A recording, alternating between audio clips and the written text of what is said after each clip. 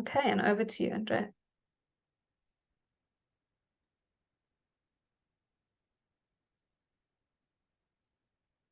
Hey, then good morning, good afternoon, and good evening to everyone. I'm very glad to have this panel today here with a fair amount of people participating. My name is Andrea Longo. I'm a research associate in international law for the One Ocean Hub, which is an international and interdisciplinary research program for sustainable development at the University of Strathclyde in Glasgow. We indeed work for a fair and inclusive decision-making processes, especially in relation to ocean governance, to reach and realize a healthy ocean.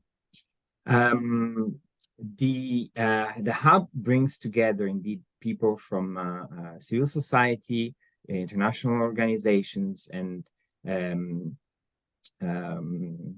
academia and coastal communities to learn one another about different knowledge systems.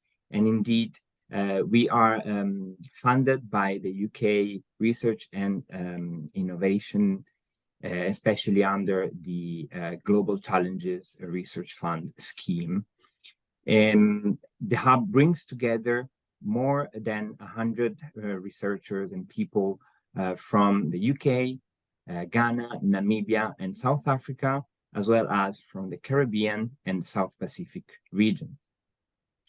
Now, this panel today will address a topic on which the hub has been working for quite a lot of time, that is the transformative role of children's rights to a healthy ocean.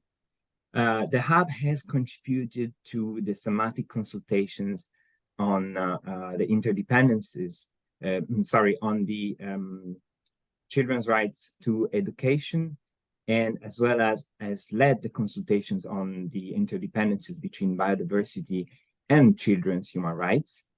And it has contributed to, at various stages with written submissions to the development of the General Comment 26.0 draft, and especially recommending, amongst other things, to endorse a holistic approach to children's rights to a healthy environment, including biodiversity and the ocean. In addition, a team of hub researchers, including Sophie Shields, Mia Strand, Professor Elisa Morgera, and myself, has co-authored a piece on the protection of children's rights to be heard in decision-making regarding ocean governance. And we will be exploring this more in depth, of course, in the course of this panel. Now, this panel is indeed very, very timely, as the General Comment 26 has been just published 3 weeks ago. It was adopted in the 93rd session of the Committee on the Rights of the Child in late May this year. It was finally published 2-3 weeks ago, end of August. In particular, the comment has been, the General Comment urges states to take immediate action to protect children's rights, in particular from the threat of the tripartite global environmental crisis, and also clarifies that children do have the right to a healthy and sustainable environment, which is implicit in the United Nations Convention on the Right of the Child, especially linked to the right to life, the right to survival and development, as well as the right to health and other substantive rights.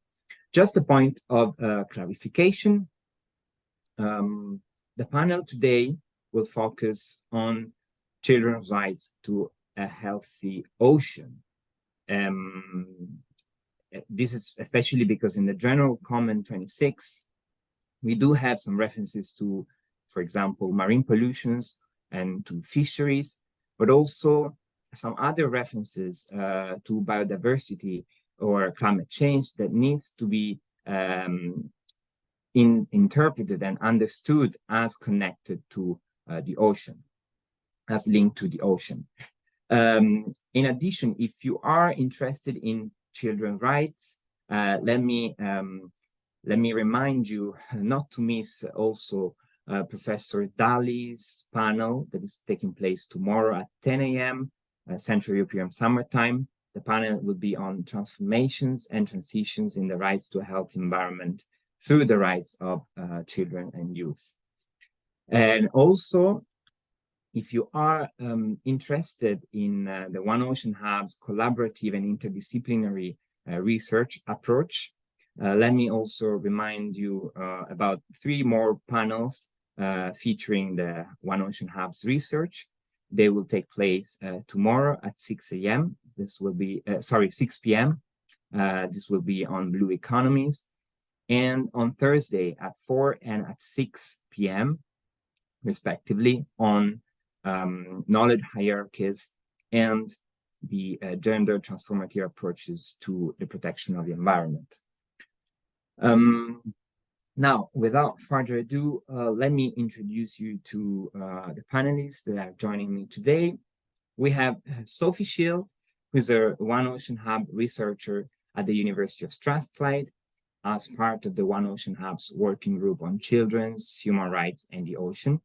Sophie is also based at the Institute for Inspiring Children's Futures at the University of Strathclyde, and her primary research interests include international and national human rights protection, sustainable development, and participatory research with children and young people. She has a Master of Sciences in Diplomacy and International Security and a Bachelor with honors in Law, Politics, and International Relations, both from the University of Strathclyde. The second panelist will be Brittany Nurse, who is a Trinidadian attorney at law and environmental activist within her own right. She's the founder of a local youth-led grassroots movement, Renew TT, and is also a director and head of environmental affairs for a local nonprofit legal learners group. Over the last 3 years, she has advocated for climate justice, in which she has lobbied for improved environmental legislations and climate policies for the island of Trinidad, attended and helped organize local climate discussions alongside becoming a legal advisor, consultant, and project liaison for NGOs and the private sector in environmental services.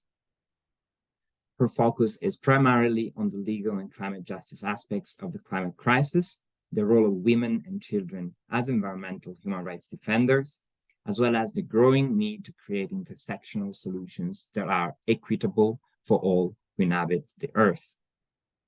And finally, Mia Strand is a marine social scientist and an early career researcher with the Institute for Coastal and Marine Research at Nelson Mandela University in South Africa and the One Ocean Hub.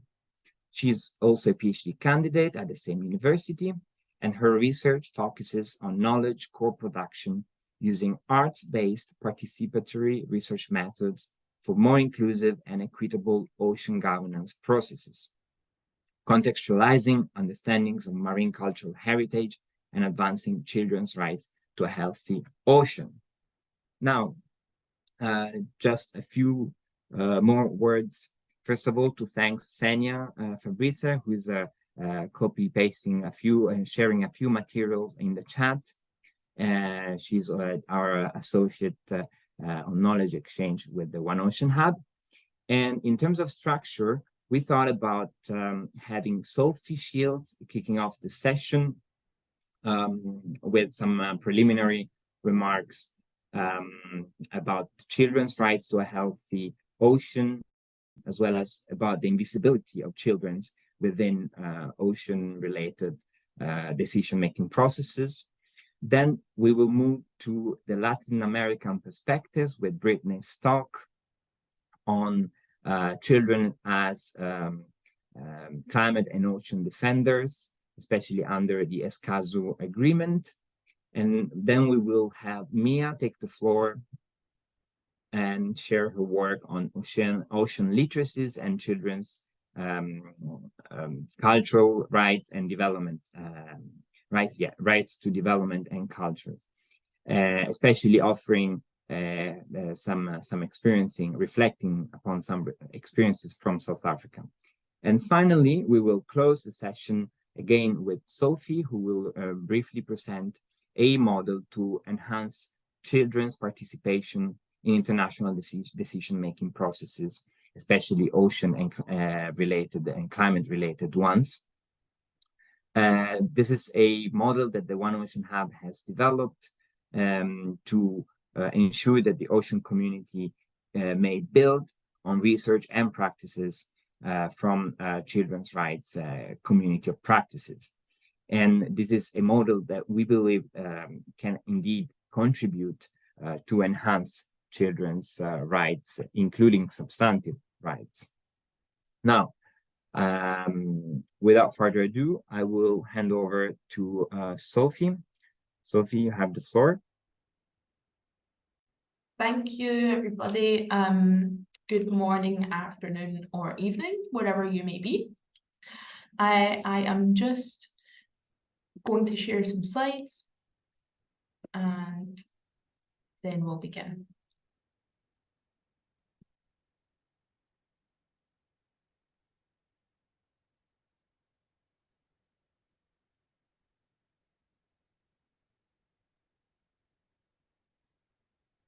Can everyone see that full screen okay? Perfect. So as Andrea noted there, I will be offering some sort of general insights and overview into children's rights in a healthy ocean in order for us to sort of set a base level of knowledge across the board. For those of you who may be joining us, may have lots of experience in this world or might be brand new. So I'll take a sort of generalized perspective and point out some of the linkages and things to be aware of in order so that we can look at some further contexts to do with specific rights, specific contexts, and specific individuals and communities before coming back to look at another general international perspective. So what's important to note is that children currently face a very complicated landscape of compounding global crises. So multiple environmental crises considers climate change, loss of biodiversity and toxics, but coupled with the state of the world at the minute, which includes economic and social fragility. And together these pose a real and direct threat to achieving children's human rights and the 2030 Agenda for Sustainable Development. But not only do they risk the realisation of these rights, they risk regression and progress of where we are today. So you know that in the world sort of post-COVID and in the world of restricted resources, we are starting to see steady declines in terms of global development, health and human rights. And that really positions us to come back to thinking, what can we do to reignite the charge towards human rights and sustainable development? And this is important for children because they are amongst the population groups that are most at risk from environmental harm and climate change, whilst contributing the least to that degradation. And the United Nations High Commissioner for Human Rights and the UN Human Rights Council have asserted on multiple occasions that children are key to the effective realisation of a sustainable future and the realisation of human rights for all. But still, most attention has focused on the impacts of land-use pollution and climate change on children. But in response to that, children and young people themselves have rallied in protests and calls to action about the importance of their role in protecting against further harm, loss and damage to land and seas as child environmental human rights defenders.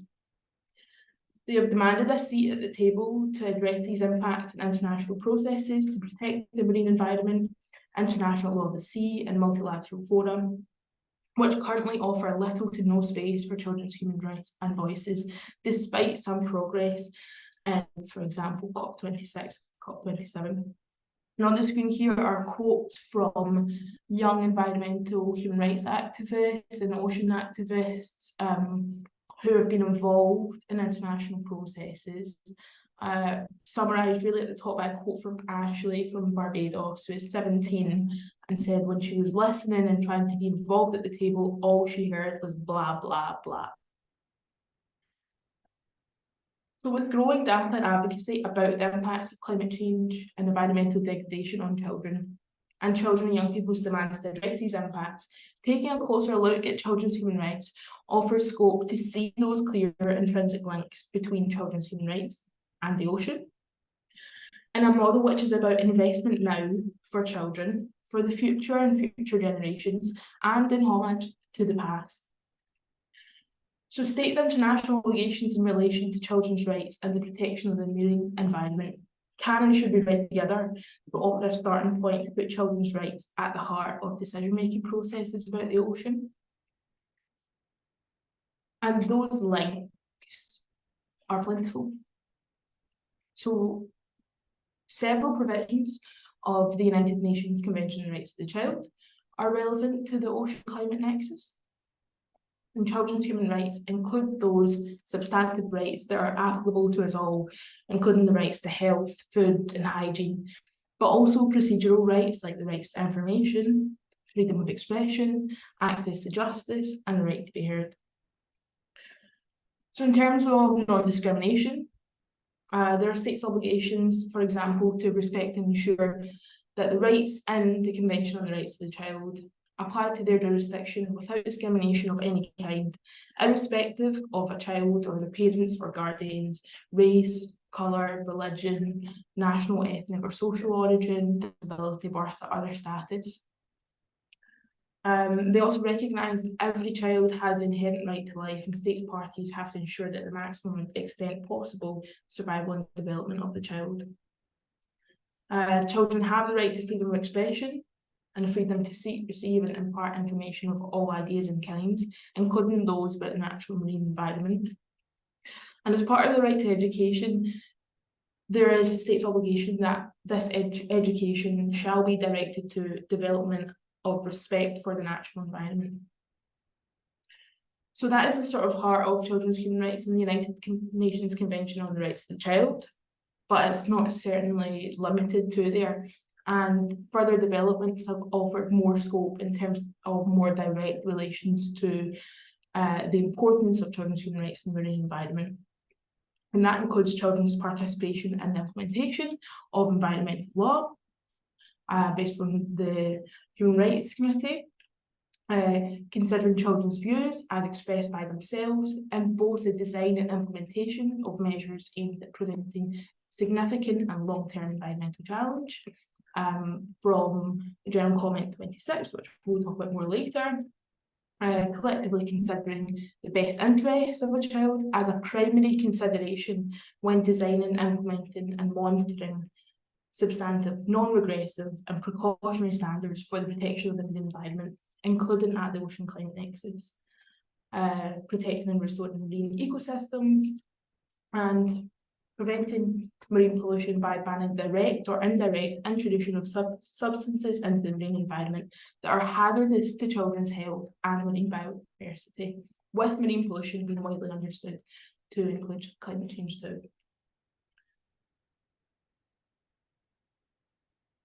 One of the most fundamental and sort of my areas of research, and what we'll talk about later on, is also children's right to be heard. And so as part of the United Nations Conventions on the Rights of the Child, every child has the right to express their views, feelings and wishes in all matters affecting them, and to have their views considered and taken seriously. And this is both procedural and substantive in nature. So that meaning that it is an inherent right which can be acted upon in a positive manner, and it's also about processes as well. So both how can children share their views in all manners of their lives, and how is that infiltrated into all processes which affect children's life.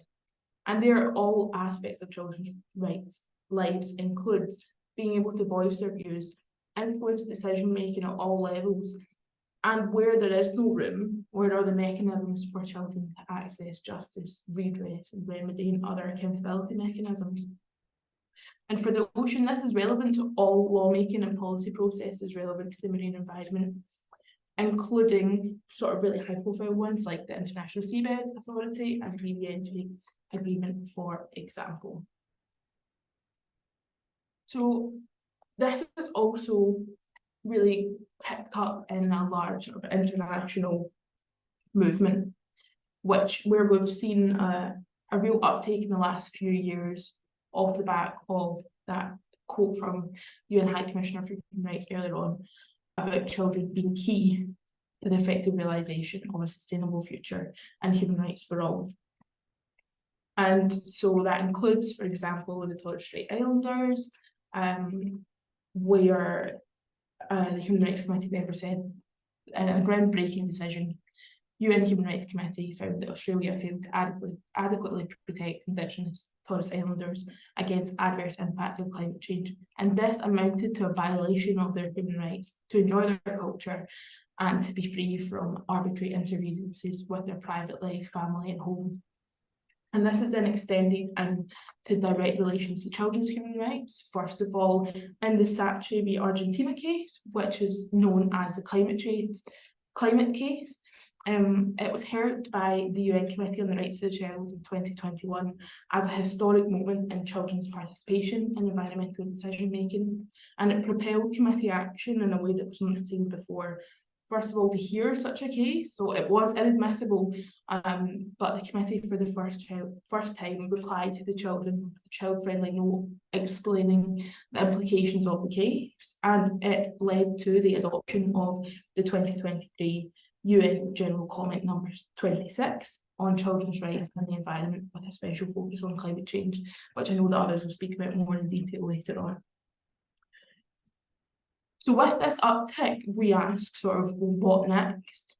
But really what we've seen is that action is lagging behind in terms of protecting children's human rights that are dependent on a healthy ocean, including at the ocean climate nexus. And that's notwithstanding children's concerns about a healthy ocean that have been voiced at UN climate summits and the 2022 UN Ocean Conference. Children are still invisible in decision-making processes on the marine environment at multiple and different levels. There are clear states obligations which aren't yet fully realised. And this is important because children are our closest links to future generations and future investment into the land and seas. They're ready and engaged in these protests and advocacy movements to offer us advocacy and advice to make policymaking more relevant in our lives than ever, to fulfil their rights and protect the ocean. And we can pick up on these global movements to apply change for transformative good at all levels. So I'll pass on now to hear some other contexts of the relevance of children's human rights around the world, and I'll return later to present a model to enhance children's participation in ocean governance processes.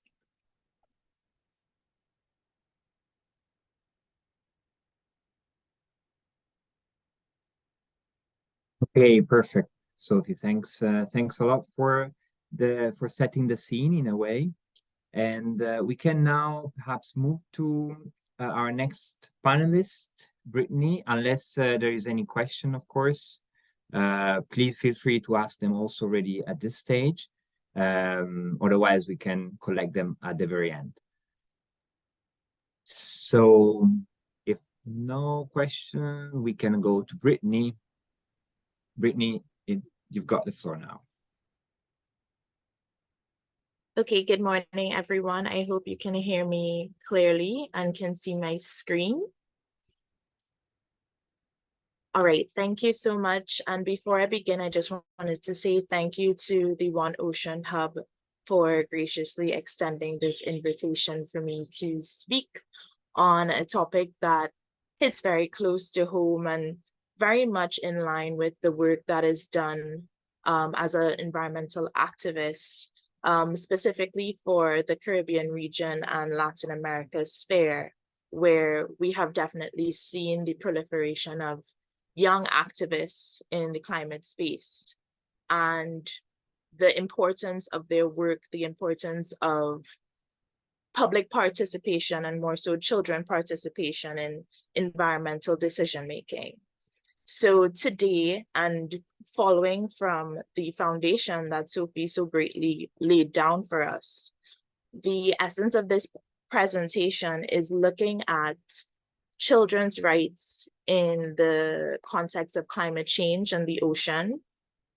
And we will mainly be looking at whether Article 9 of the Escazú Agreement can provide certain opportunities and protections to children who act as climate and ocean defenders. So a little context about this paper. Essentially, this is a working draft that is being co-authored by myself and my well-trusted mentor, Ms. Alana Lancaster, who is also part of the One Ocean Hub. Our paper essentially attracts the discussion around children and youth and their marginalization in environmental decision-making. As I mentioned before, we have seen the proliferation of child human rights defenders as they're emerging and raising their voices in national, regional, and international fora, especially in Conference of the Parties, on a variety of issues, not only just climate change, but also child labor, environmental degradation, and breaches to their own human rights by states refusing to adequately mitigate the climate crisis. Many of the breaches linked to the climate crisis, of course, overlap with rights which children hold both substantively and procedurally to the ocean, as Sophie would have explained earlier. Now, while these rights are seldom acknowledged, there is also an increasing awareness of the child rights ocean climate change nexus in Latin America and Caribbean states, including small island developing states, which will include CARICOM, the OECS, as well as Pacific Islands. Now, the importance of this paper is really to draw reference to the Escazú Agreement, which has been a groundbreaking legal instrument that promises to transform the procedural rights of this region's populace by increasing access to information and justice through enhanced participatory rights. And we'll go into detail about what that essentially means. But for the purpose of this presentation, we're looking specifically at how Article 9 of this agreement provides enhanced protection to environmental defenders, along with the provisions on participation and access to justice, as is illustrated in Articles 5 to 8. The inclusion of Article 9 provides both opportunities and added protection for children and youth, environmental, climate, and ocean defenders in the Latin America and Caribbean region.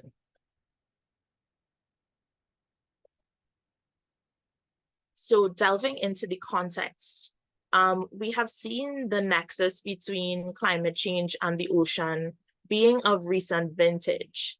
Over the last 2 to 3 years, we have seen the sudden recognition for the ocean as being critical to international discussions on climate change. And COP26 back in Glasgow was really that driving force for the conversation on, the right to a healthy ocean and how persons who depend on the ocean for its livelihood definitely need to be included in spaces that touch and concern the ocean and all that it provides. However, we have seen as well that this has not always been the case, and the absence of the ocean climate nexus has definitely been reflected in international law and policy. And so the work that One Ocean Hub researchers have illustrated, which is very important, is the inextricable links between human rights and children's rights in marine spaces specifically.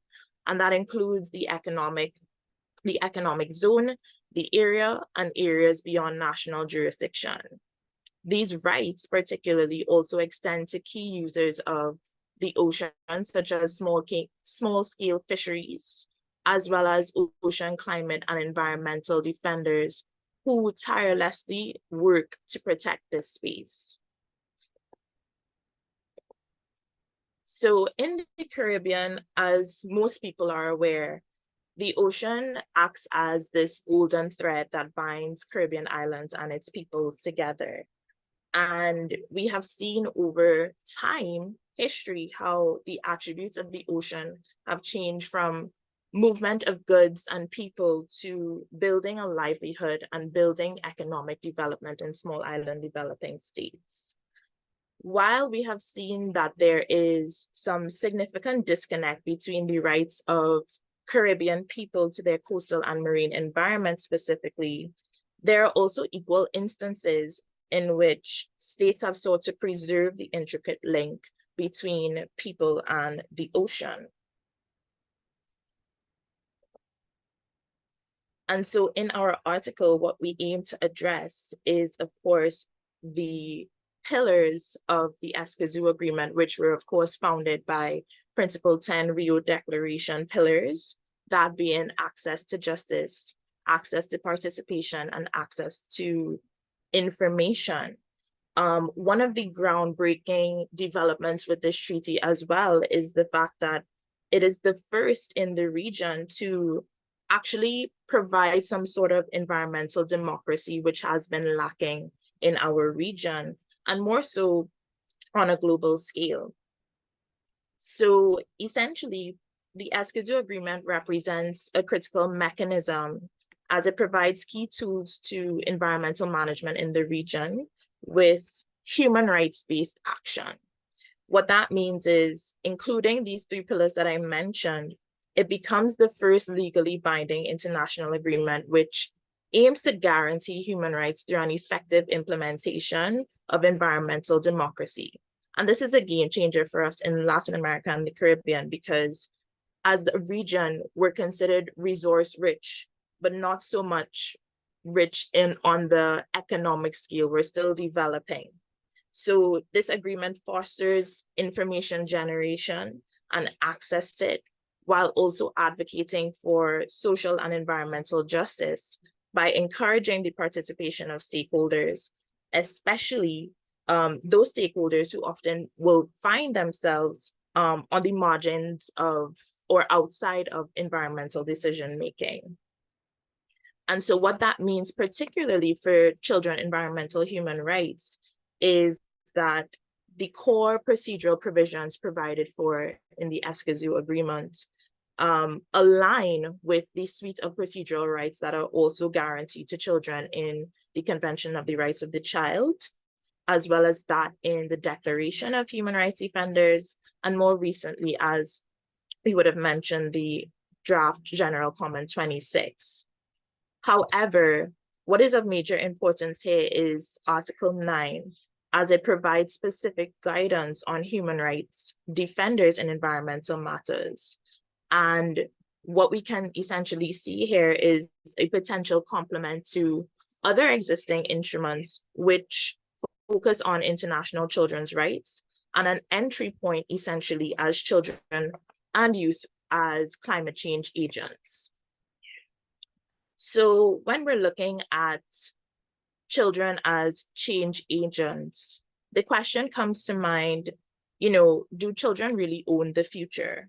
It is often said, but if this is truly accepted, then there should be mechanisms in place, not just to permit this, but rather encourage and mobilize the efforts of children in shaping their future, because ultimately the earth will be left to that generation. So we have seen that children and youth have been key agents of mobilization and advocacy for countries in the region to ratify the Escazú Agreement. Currently, there are only about 5 countries across Latin America and the Caribbean that have actually ratified the agreement.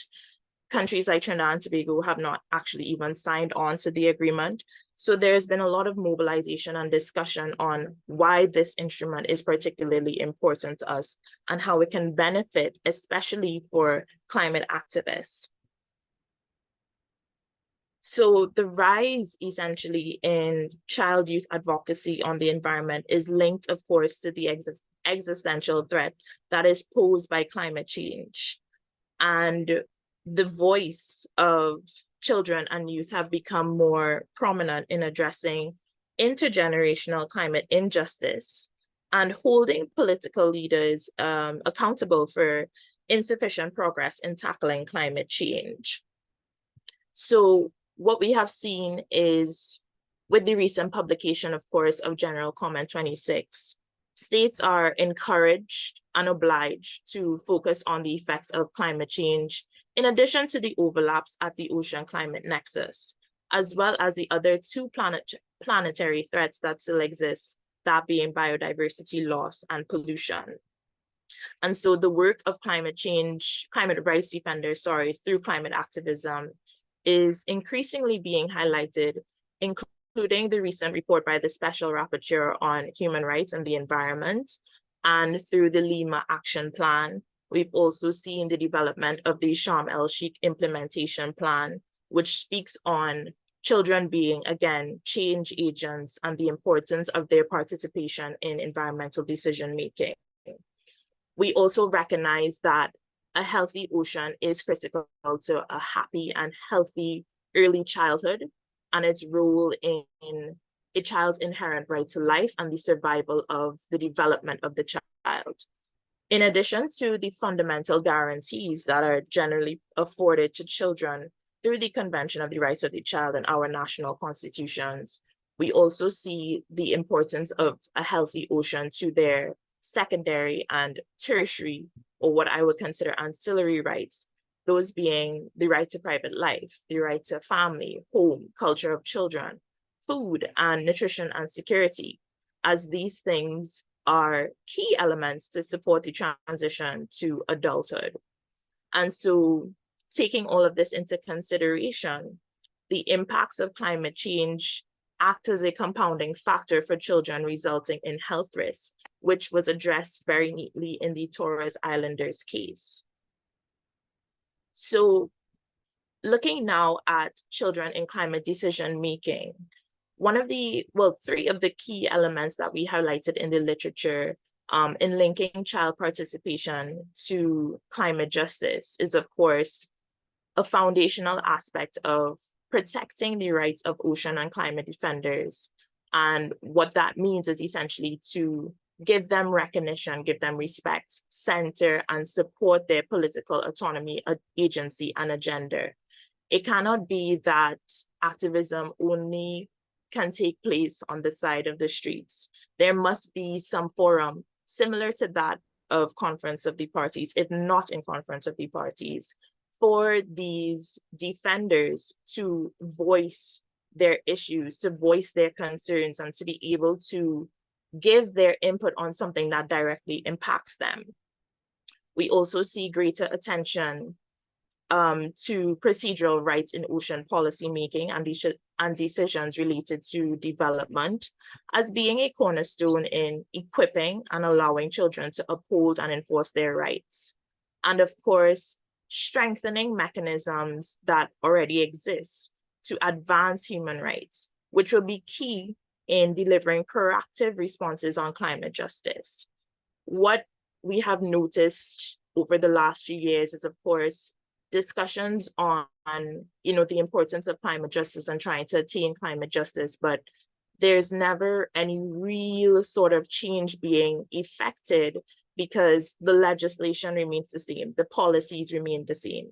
There is still not enough mechanisms, or the mechanisms that exist are not strong enough to actively deliver on those promises of climate justice. And so having a foundation and having the effective implementation of the Escazú Agreement, for example, will be that saving grace to fill in all of those existing gaps.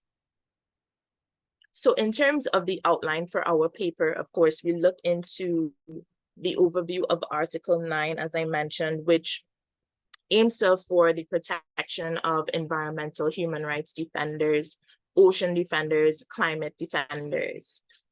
The angle that we're taking is, as children have now also been categorized under that subgroup, they have the opportunity as well to access these protections, access these opportunities, because as we rightfully see, there's a direct link between the ocean climate nexus and the substantive rights of the child.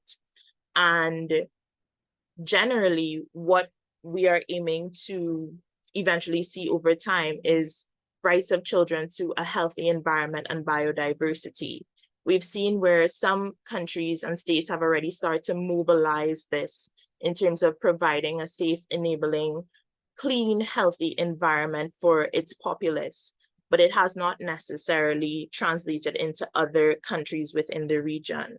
And so it's important to identify the impacts on children's rights, the threats to intergenerational equity, children in vulnerable situations, and of course, climate change with its emerging threats and exacerbating existing threats. Our paper also will emphasize the importance of decision-making and participation through mechanisms afforded to environmental human rights defenders in Escazú, and how this can safeguard children's rights to a healthy ocean. As I mentioned before, one of the challenges or issues that will arise, of course, with this literature is whether we are able to effectively strike a balance between the practical, the environmental, and the economic development side of things and the protection of environmental human rights. While we see that the protection of environmental human rights defenders in the Escazú Agreement is the golden thread, children's rights specifically are distinct but still related to the issues. So can children directly benefit from the provisions under Article 9? Our viewpoint is that yes, we can make provision for it, but it can only be done through the effective implementation of the agreement. And while we do recognize the abrogation of children's rights, there are still critical obstacles to meaningfully increasing participation in decision-making. And one example of that is, of course, the lack of disaggregated data.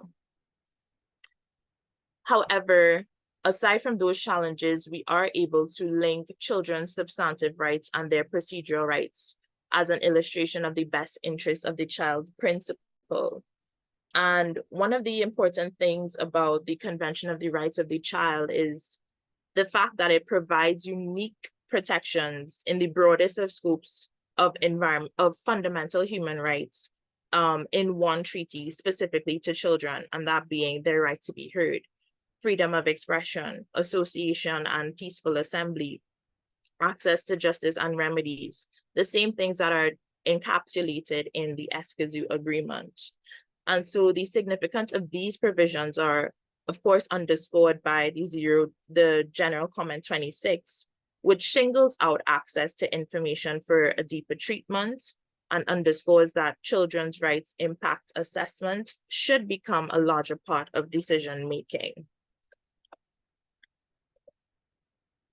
So in conclusion, our observations, we have seen, of course, that the Escazú Agreement creates a joint regional legal framework that brings together the 4 pillars to enable new forms of sustainable development in Latin America and the Caribbean: access to justice, access to environmental information, the right to participation, and protective mechanisms for environmental defenders.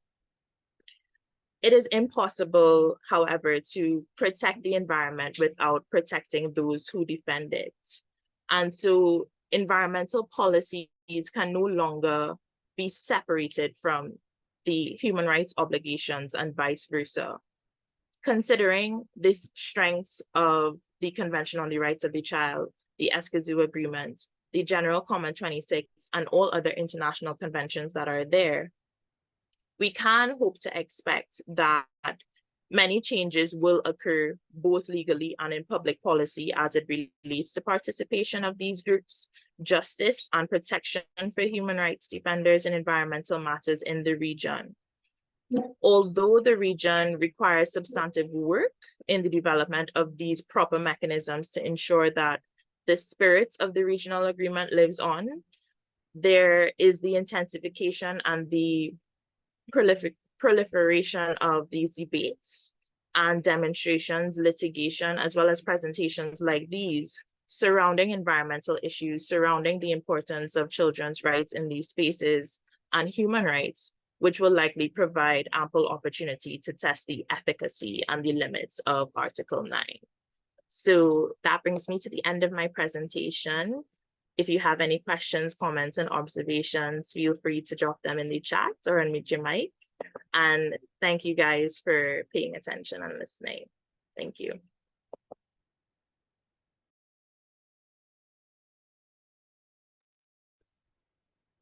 Thank you very much, Brittany, for your talk. It is indeed a very interesting topic, and I do see the complementarity of the work that you carried out with the previous presentations in relation specifically to the attempt to give effect to the principle of intergenerational equity.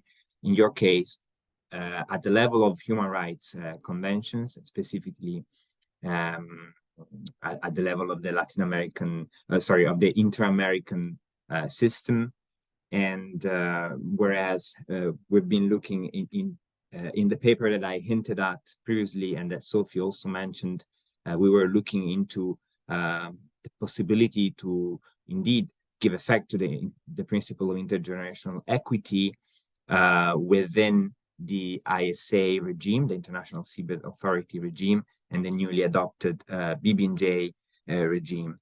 Now, if there is, if anyone has questions, please feel free to raise your hands or drop them in the chat. Otherwise, I may actually have a question for you.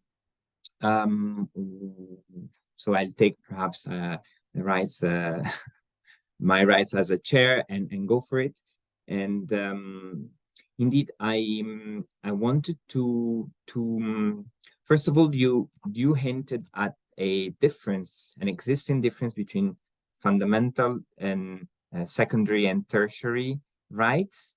And would you perhaps elaborate a little more on this? And also, I would have another question which connects to perhaps a broader picture. And I'm wondering whether we can speak of a non-universal notion of the intergenerational equity because indeed you're providing a picture of the inter-American human rights system, right? So I'm wondering whether you're planning to take your research onto a more comparative level and look also at into other systems. So yeah, you got the floor for a few minutes more. Sure, no problem. Thank you for those questions. So it was important for me to differentiate between the fundamental guarantees that generally children are able to afford and generally in the scope of Caribbean people and what is afforded under our constitution. So the fundamental right to life, the fundamental right to freedom of association and things like that, those are guarantees that generally should not be abrogated from. However, we've also seen the proliferation of, and I've seen it through the Torres Islanders case, where they speak to the right of children being able to be raised in private life, or their right to family, the protection of their family, as well as, of course, right to culture and association and things like that, that are not generally something that is afforded or enshrined within our constitution. So it's finding a way to make those respective rights come to life in a way that, okay, we can advocate or we can lobby for constitutional reform, but there must be some other mechanisms that are in place to give effect to those specific rights that are not fundamentally guaranteed or put in place by law. And it's only through those instruments, once there is, of course, the discussion surrounding the importance of them, that it can then be lobbied into legislative effect. And essentially potentially grow into an act or grow into something that will draw reference to the need for constitutional reform. So that was essentially the angle that I was taking with respect to that. With respect to your second question, which I believe was whether the paper will be taking a comparative approach in terms of different systems of law, just wanted to clarify on the second question. Yes, exactly. Specifically with regard to the risk of a fragmented notion of children as ocean defenders, fragmented in terms of geographical. Yes. Yeah, definitely. So a lot of the times, and with the papers that we put out and work on, we do take a comparative approach to the essential issue at hand. And I think that is definitely something that is important, especially for our region, where again we're still in the process of developing a lot of the mechanisms. A lot of the systems that are in place in here are unfortunately outdated. So we do have to look beyond, we do have to make some sort of comparison and see, okay, where this can align, where this definitely cannot work. And that's the same approach that we would be employed here. Okay. That answers your question. Yeah, absolutely. And Dina, I saw you had your hand raised before. No, not anymore. I I don't need to interrupt the schedule though, so if you wanted to move on, I can hold my question for later. Okay, yeah, that would be great. So we can move to our third speaker, and Mia Strand. Before that, if I understood correctly, we're gonna have a 3 minutes video that is gonna be screened. So I asked Senya to take the lead on that. Thank you.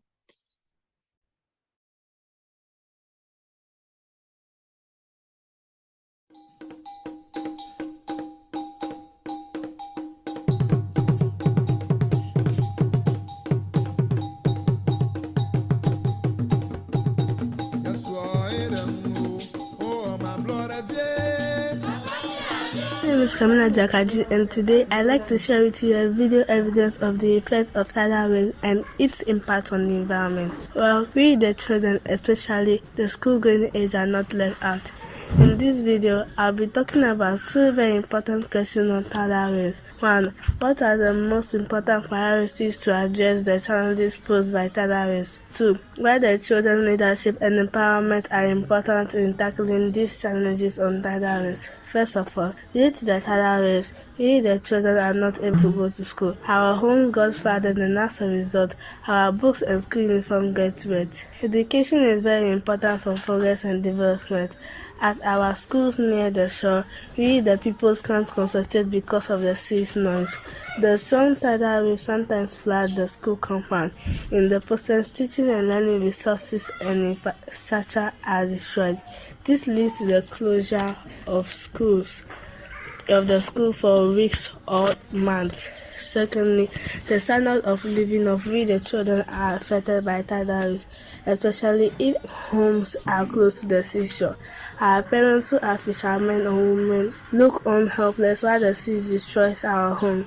This affects us the children too. It results in us being homeless. The sea come and invade our homes, especially at midnight when we are sleeping. This leads to the transmission of diseases such as cholera and other waterborne diseases. This affects we the children socially and physically. In my response to the second question, children have a role to play in tackling the challenges of tidal waves. 1.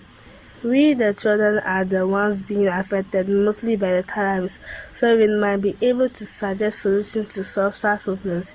2. We children easily influence each other, so if we are involved in discussion on global warming, we will learn more about this and be part of the solution.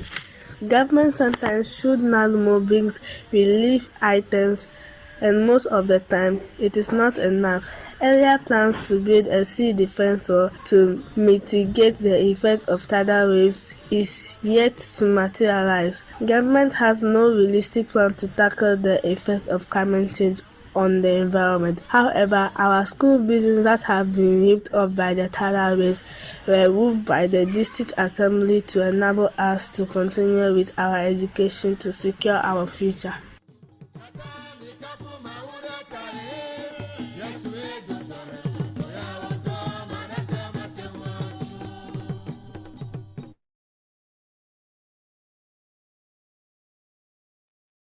Thank you so much for sharing, Senya. I just wanted to say that this video was compiled by the One Ocean Hub team in Ghana. And yeah, feel free to check it out online as well. It should be on the YouTube channel. I'm going to present on a paper that, let's see, just want to make sure that the slides are showing correctly. I can't see anyone else. Can someone tell me that they're showing correctly? Yeah, it's correct. Okay, great. Thank you, Andrea. Perfect. So I'm going to present on a paper that that has recently been accepted to the International Journal of Children's Rights. And it's important that this is not just my work. It's collaborative work with Sophie, who's here today, and Elisa Morguera, Dylan McGarry, Alana Lancaster, Bernadette Snow, and Lindy Brown. And the presentation today, I'm going to mainly focus on opportunities to highlight the ocean development culture nexus. It's a mouthful, but I'm going to go through it more specifically and looking at reimagining ocean literacies. So just a brief presentation outline. I'm first going to go through the nexus, or the way we understand the ocean development culture nexus. I'm then going to speak a bit to my own work in South Africa, working with youth and children and looking specifically at ocean cultures. I'm then going to present our environmental justice lens that we've taken in this paper, and that we're taking in quite a bit of our One Ocean Hub work, and how this can be pursued through reimagining ocean literacies instead of literacy, specifically looking at various ways of knowing the ocean and being with and understanding the ocean.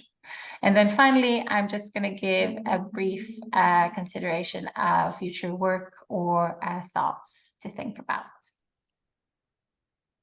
So just looking at this brief graphic here is from our forthcoming paper. And just to mention that there are multiple aspects of development and culture that are relevant to a healthy ocean, but these are just some examples. So first, looking at the right to development, we have the quite all-knowing the importance of food, nutrition, health, the water cycle, and climate regulation.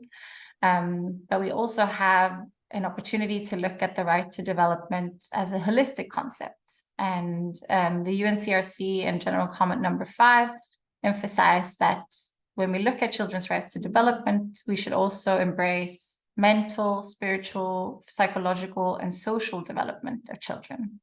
And in our work, we also argue that it should consider Peleg's capability approach and consider development as a process, facilitating children's capacities to engage and to control and assert their own future and own considerations and priorities. So this speak into what Sophie will present a bit on later and has already mentioned, and also what Brittany mentioned in terms of children's rights to be heard and to have a say.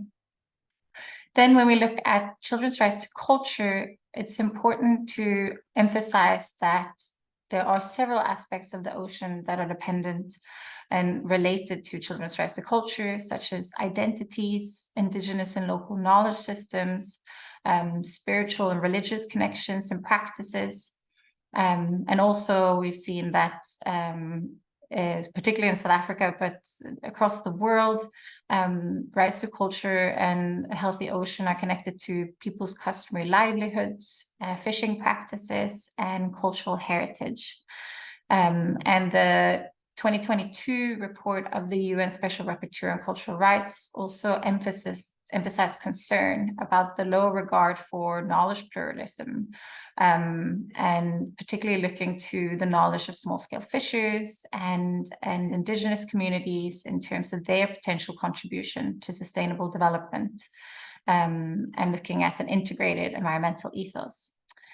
Despite this important relationship between the rights to culture and cultural identities and heritage and a healthy ocean, ocean governance and decision-making often pay unduly limited attention to culture and cultural heritage.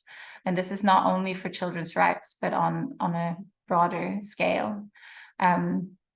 And looking at the two, we can see how interlinked they are, but also in terms of how protecting children's rights to development as agency in the context of ocean governance is connected with the need to protect children's cultural rights dependent on a healthy ocean. Children's needs and aspirations give content to what sustainable use is, but also sustainable development, and is enriched by children's cultural, spiritual, and recreational connections and identities. And beyond this, what is defined as development or sustainable development is also influenced by culture. And so the UNCRC and the implementation of the general comments would therefore benefit from a stronger explicit link between protecting children's rights to development and cultural rights as part of their environmental governance.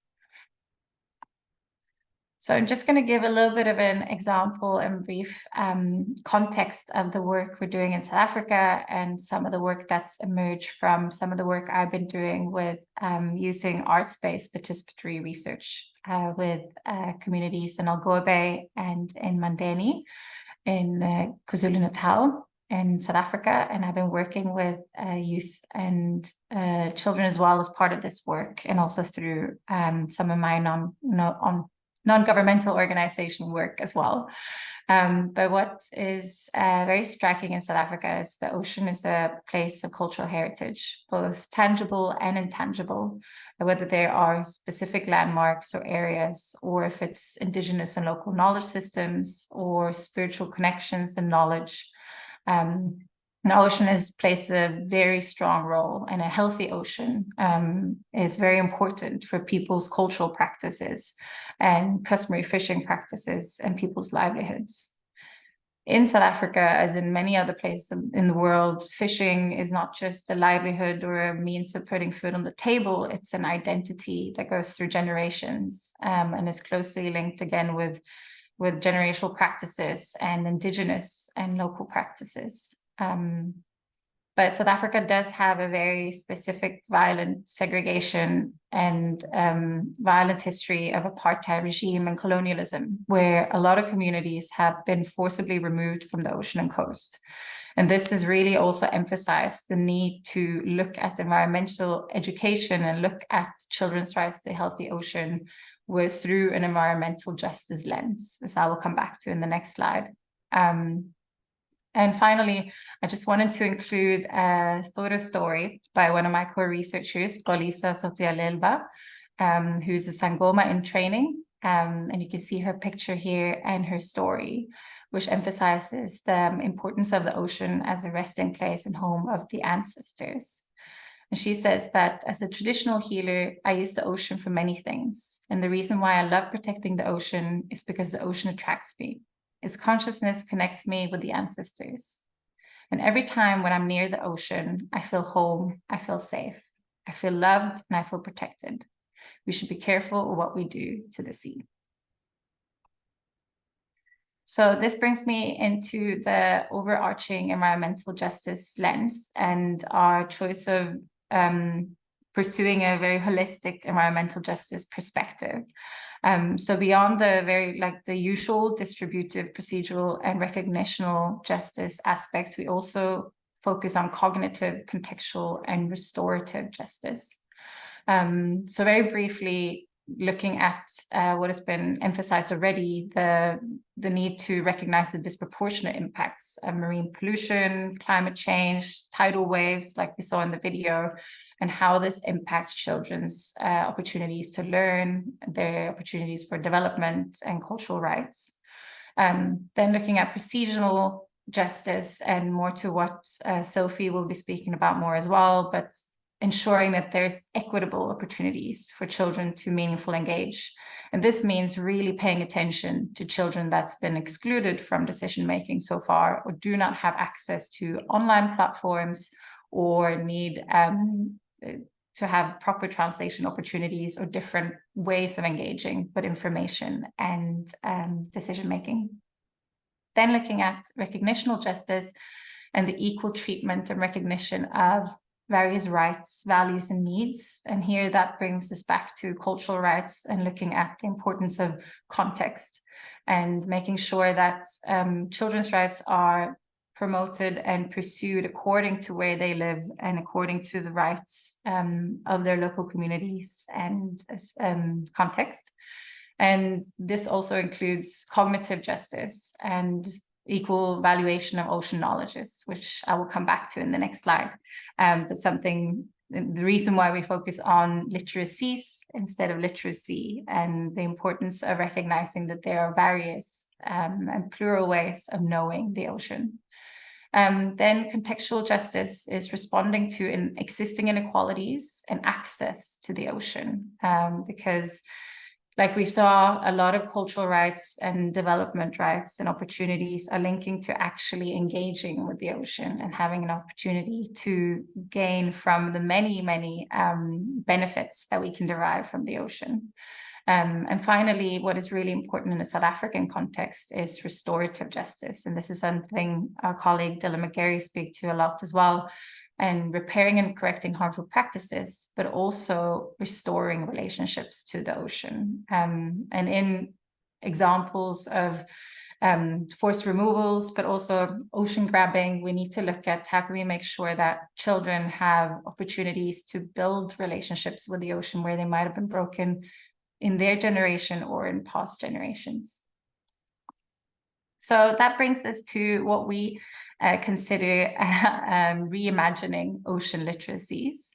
And it's important to note that a lot of these concepts or ideas and considerations are not new, but building on existing literature and theories as well, as becomes evident from our paper if you have an opportunity to take a look.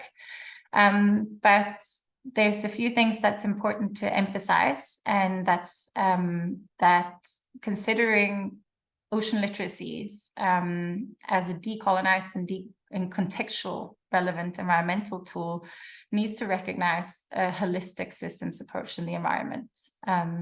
We find that environmental education initiatives, including the UN Ocean Decade and the implementation of the General Comment 26, need to better recognize and promote a holistic systems approach to the environment, which recognizes the connectivity and integration of aspects such as biodiversity, climate change, and ecosystem health across interfaces, and acknowledge people in society as part of the environment instead of removed from it, and really emphasizing how we are all interconnected and what we influence the ocean and the ocean influences us. Then we have to recognize various ways of knowing the ocean, or what you can call or refer to as pluriversality, and emphasizing that environmental education needs to promote and recognize multiple ways of knowing the ocean and the coast. And McKinley et al. Also emphasizes that ocean literacy efforts need to better account for various ways in which people interact with and connect with the ocean.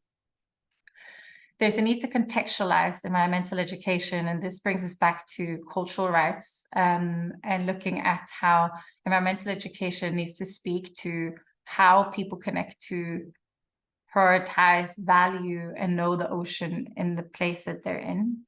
And the education needs to also speak to children's needs in terms of how they can learn and how they have opportunities to learn. And this brings us back to the presentation or the video that was just showed in terms of how children have different access to education, different access to classrooms or school materials. There's also an importance of recognizing equitable access to information and education, which also speaks to language, information platforms, ways of engaging with information, and making sure that it's vernacular. So it's speaking to the ways in which children do learn and have an equitable way of saying what they want to say and express what they want to express. Then Reimagine Ocean Literacies should consider embodied and place-based learning. Children and youth learn from their everyday mundane experiences, and this needs to be considered in the way we learn about the ocean and our impact on the ocean's impact on us.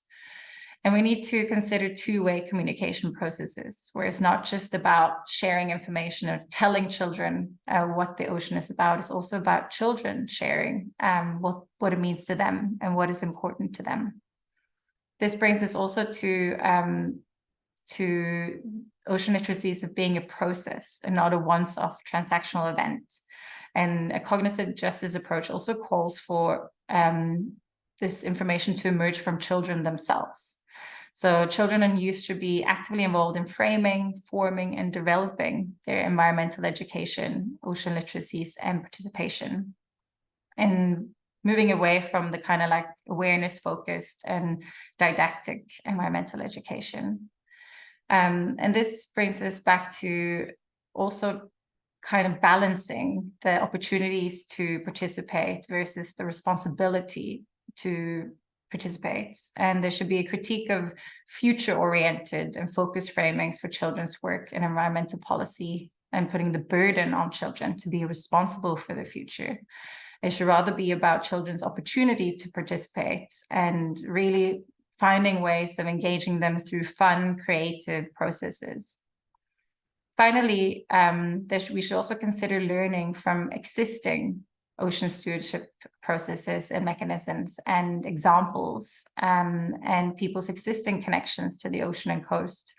And there's opportunities to look at how people are coexisting with the ocean and coast already and integrating various contextual and recognitional justice approaches can also prevent us perpetuating discriminatory views and practices in ocean governance, conservation, and management going forward.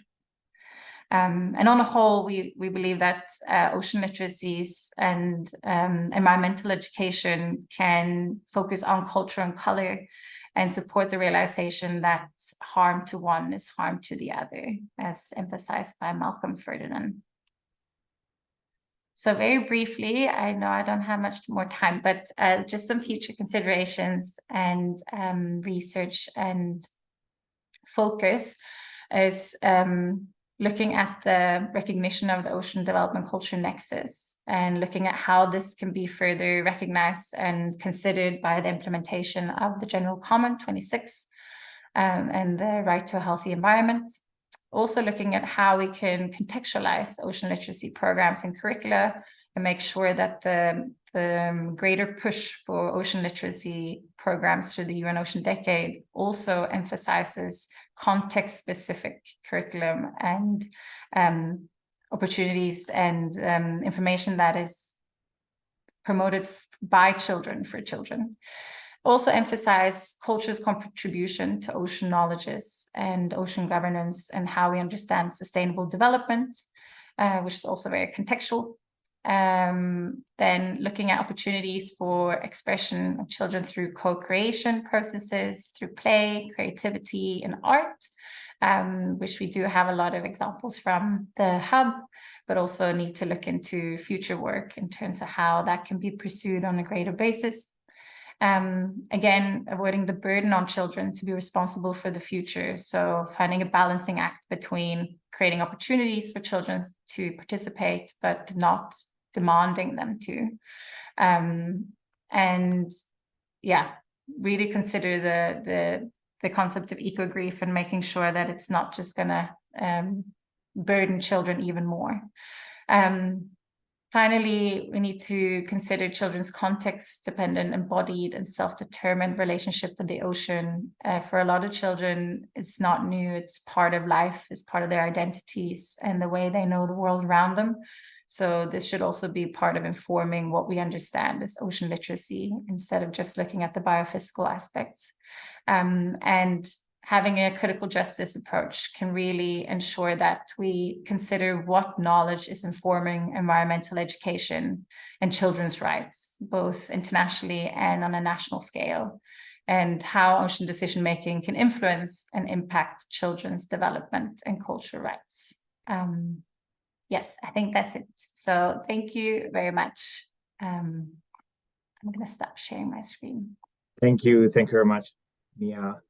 All right, so given that we have got only 10 minutes left, instead of asking questions now to Mia, please hold on. We'll move quickly to Sophie, who's going to complete her talk and present the model to enhance children's participation and substantive rights in international decision-making processes, and then have very briefly 3 to 5 minutes more to conclude and ask questions. Sophie, you got the floor. Thanks. Thank you. Let me just share again, even though this slide's sort of jumping ahead. I'll try and take us through it quite quickly. Is that okay for everyone? Yeah. Okay. So in thinking about frameworks for facilitating children's participation and fulfilling the right to be heard in international ocean decision-making spaces, our sort of number one question is, how do we take all of this, of which we've spoken about today, and operationalize it into action? And children's participation, as we spoke about today, isn't just participation for the sake of participation. It's not participation in participation itself, and reiterated messages of children feeling their invisibility and feeling the burden of environmental loss and damage, and literally feeling the weight of the world and future generations on their shoulders, but about making steps through innovative means so that children have agency to know about their issues, to feel safe to form opinions and share them, to see that translate into action, and to be supported by us all to claim their rights as their own in terms of the right to be heard, the rights to information and education about the ocean and marine environment as part of wider sort of environmental human rights defenders and children. And then looking through a process of, okay, how do we do that? A lot of the times we don't really have to do so much to reinvent the wheel, but to see what's out there and see how we can apply it to our current situations. So, okay, we start with the right, and we know from all 3 presentations today that we can look at the Convention on Rights of the Child, Article 12, which says every child has the right to express their views, feelings and wishes in all matters affecting them, and have their views considered and taken seriously. And we can look at that in conjunction with some other rights we spoke about today, the right to education, information, to culture, to development. It all slots in really nicely within this, but if we take that as our sort of starting point, and if we say, okay, how do we do that? We can look at other things from the committee. We can look, for example, at General Comment 12, which starts to outline 9 basic principles of children's participation, which includes that it's transparent, accountable, supported, voluntary, for example. And we can ask where it's relevant, and we know now from the recently published General Comment 26 that children's right to be heard should be upheld, and children's participation includes all lawmaking and policy processes that are related to environmental decision making, and so that includes the ocean, based on the ocean climate nexus. But we still are asking sort of, how do we take those basic principles and put them into action? And then we can turn to research and expertise that already exists in the sort of field of children's human rights, and look at models that have been used in a widespread manner. The sort of number one for this at the moment would be the Lundy model for child participation, and we can look to see if we can contextualise that for international processes at the Ocean Climate Nexus. So the Lundy model is about these four things: space, voice, audience, and influence. It's been probably the most transformative to date in its promotion, adoption, and implementation across a number of different international organisations like UNICEF and national governments like Ireland, Taiwan, New Zealand, and many more. And it allows for systematic planning, monitoring, and evaluation of children's participation using this sort of rational and chronological approach to participation, where both children and adults can have tools to effectively contribute and create opportunities, to hear contributions from children and to incorporate them to the greatest extent possible. So looking at the model here, we start with space. So children need space. They must be given safe, inclusive opportunities to form and express views about the ocean. And that includes things like children's views must be actively sought out in a safe manner, where children feel free to express their views if they want to. And as part of that, we give consideration to children facing particular adversity. So we have to consider cultural sensitivity and the contribution of culture to sustainable development. We can provide access for children to share their views in their own languages and their own dialects, and through a variety of modes like we spoke about today: art and play-based methodologies, so interesting things like writing, storytelling, drama, drawing, conversations. And as Mita's noted as well, it's got to be iterative and cyclical and founded on principles like fun, trust, relationship building, and these things can really help to overcome some of the eco-grief and eco-anxiety that a lot of children are facing, and adults too.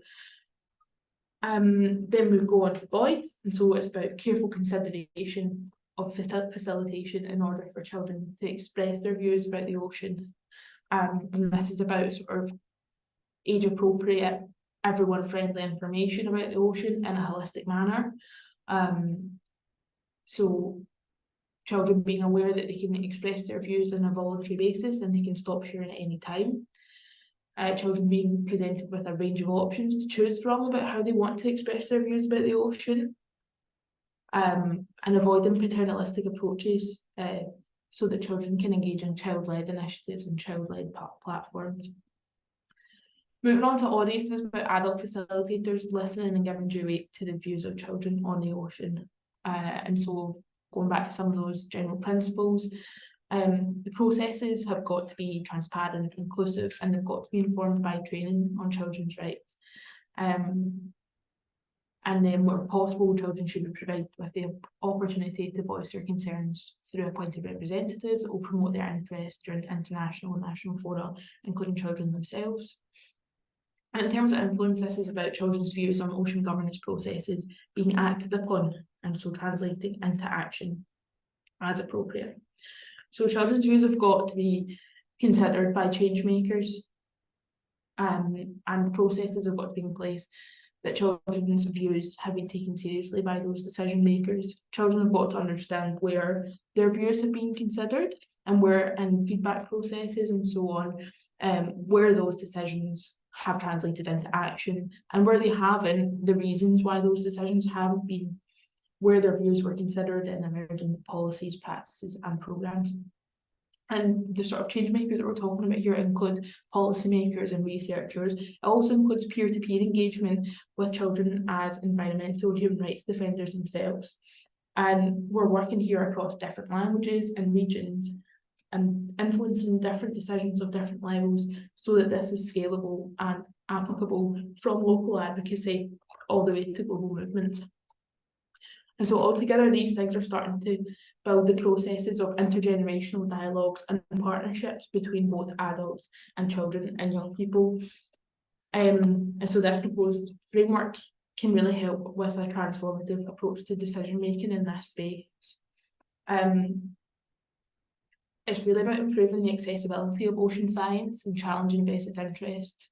And it's at the bottom line, it's sort of about power asymmetry and leveling the field for everyone's participation and dialogues and partnerships.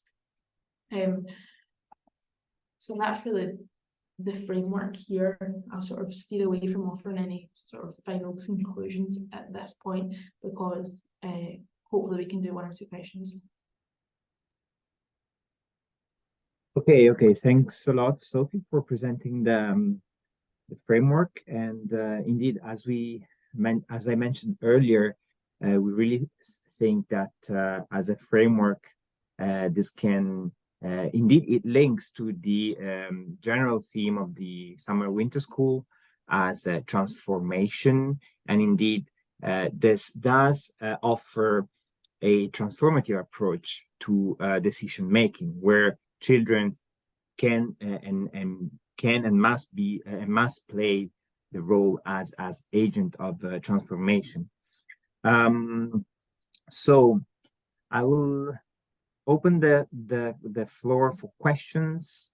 If anyone wants to speak, please have the floor.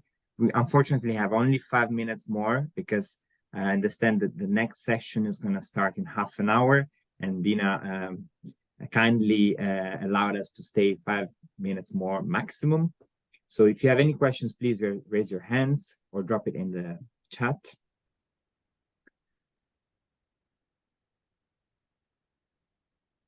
Otherwise, as before, I can take my rights as a chair and go for a question. Maybe what I'll do though, Andrea, is just stop the Please. recording here in case anyone finds that inhibiting. Of course.